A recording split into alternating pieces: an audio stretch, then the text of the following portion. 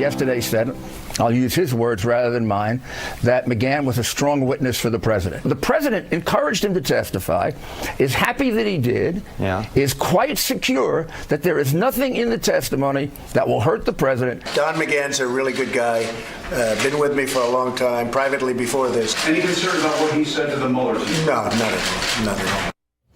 Well, White House counsel Don McGahn leaving. The president tweeting out this morning, I'm very excited about the person who will be taking the place of Don McGahn as the White House counsel. I liked Don, but he was not responsible for me not firing Bob Mueller or Jeff Sessions. So much fake reporting and fake news.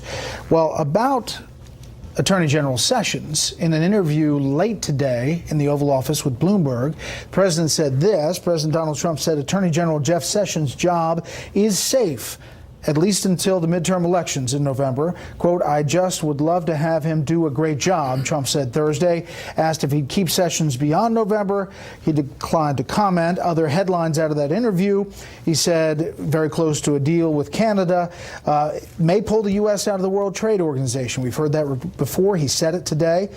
Considering a capital gains tax break by issuing a regulation that would index gains to inflation. Said he doesn't regret appointing Jerome Powell as Federal Reserve Chairman, even after he criticized him, and said Alan Weisselberg, the CFO of the Trump Organization, did not betray him when he agreed to cooperate with prosecutors in their investigation into Michael Cohen. He knows that because he talked to Weisselberg. There you go. Let's bring in our panel. Byron York, chief political correspondent of the Washington Examiner. Leslie Marshall, syndicated talk radio host, and Tom Bevin, Real Clear Politics co-founder and president. Byron, out of all of that, what did you take as most important? Well, on Jeff Sessions, maybe it's time for him to resign just to create a little mischief.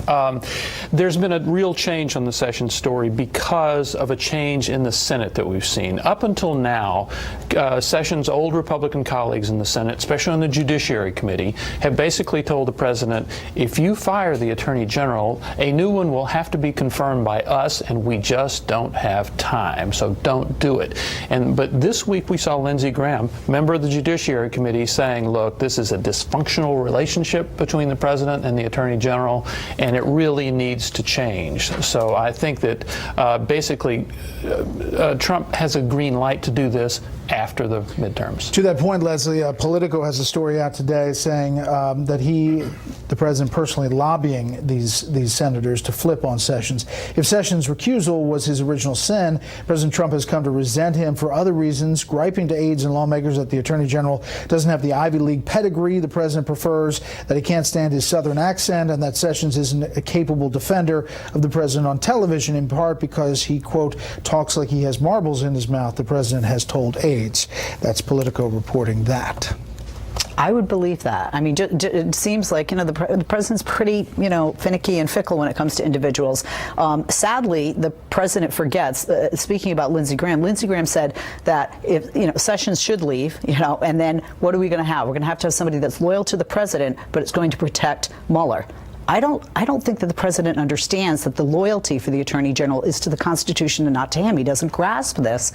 And whoever were to take the place after November, because I think Sessions certainly will be gone, it's clear after what the president said in this interview that the individual I don't think anybody's going to be happy with unless they are leaning toward politics as opposed to the law and the Constitution, and that is the role of the Attorney General. Understood. That is the role, but if you look back at past Attorney Generals, there has been a lean towards the president's wishes. For example, Eric Holder and others.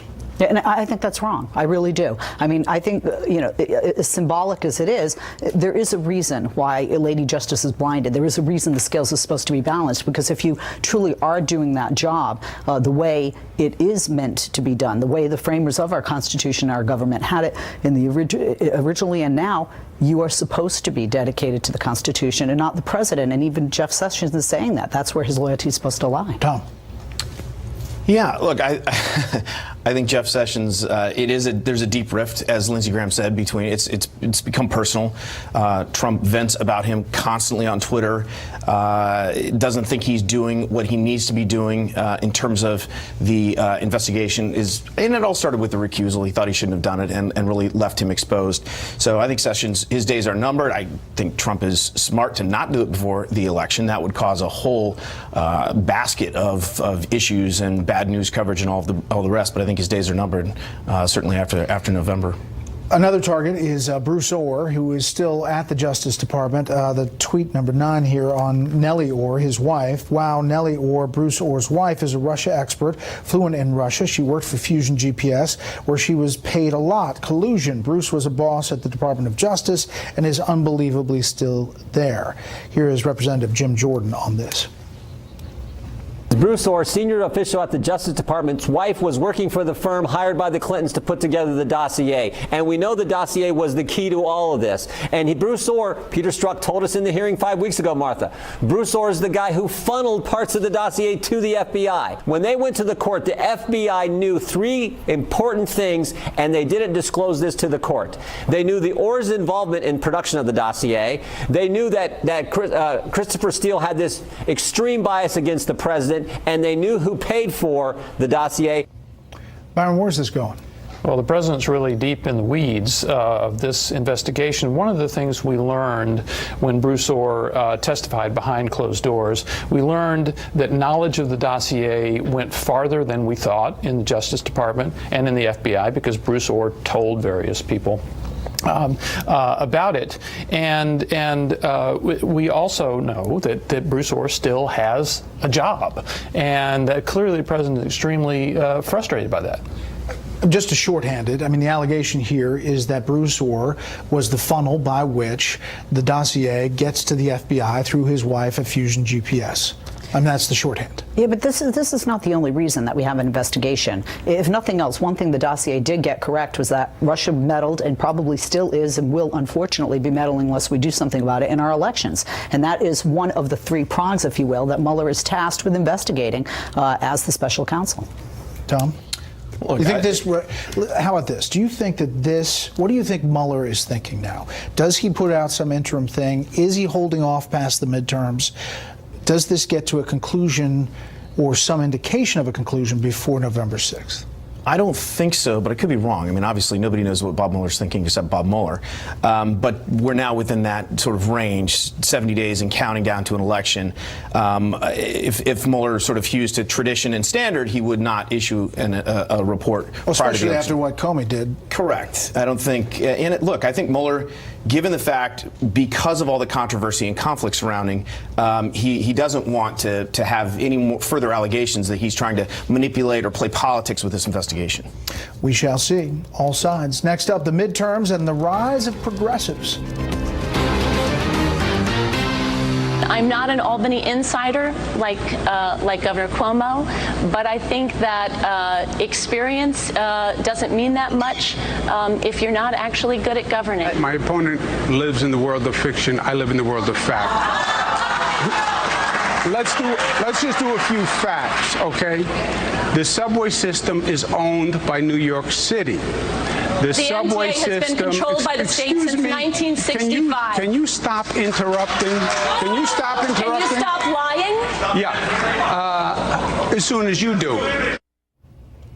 The back and forth there. New York Governor Cuomo, actress Cynthia Nixon, who's challenging him. She's still a long shot. Real Clear Politics has her way back in latest polls.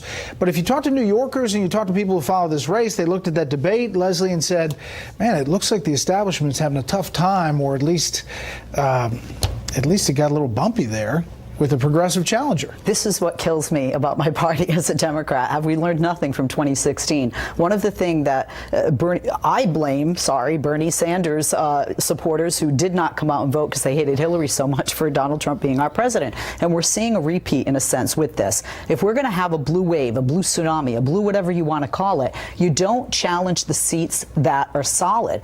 Cuomo has a solid chance to be governor again, and this is not where there should not be division within our party. We should be going to try and flip seats in districts that can be flipped to get control of the House and the Senate. But Tom, it does sound like there's a little concern in a number of different races about this rise of progressivism. Sure, absolutely. And I think you saw Cuomo's aggression last night shows that he is concerned, and he probably should be more concerned after last night, because I thought Cynthia Nixon got the better of him in some of those exchanges. You mentioned the polls. The last poll in this race was taken in July. So we've had a full month, and I'm eager to see what the numbers will be, especially post-debate. The election, the primary is on the 13th of September, so we got about 2 weeks left.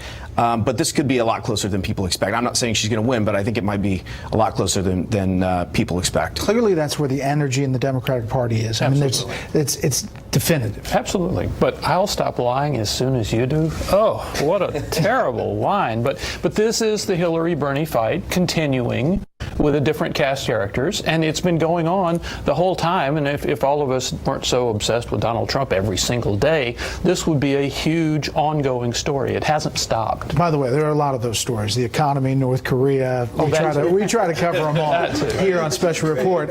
Tom, we're going to ask panelists all the way to the midterms what race they're following, at least the race they're following now.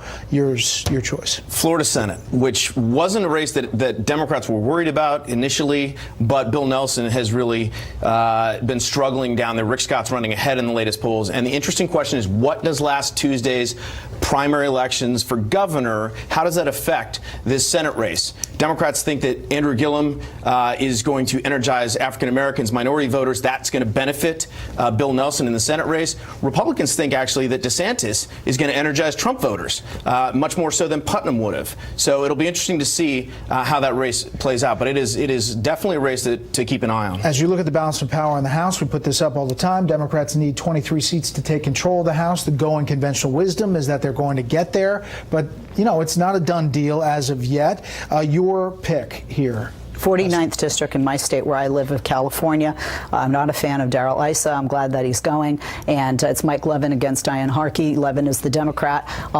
This is an area that is one of the red pockets of the state of California, a very blue state. This includes La Jolla, part of San Diego.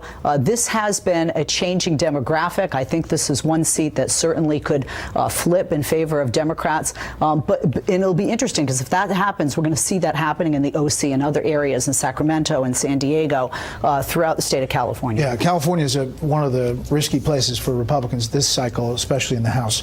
All right, Byron, wrap it up here. North Dakota Senate. The Republicans have been handicapped by having such a tiny majority in the Senate, 51-49. If they're going to make it any bigger, North Dakota is probably their best chance to do it.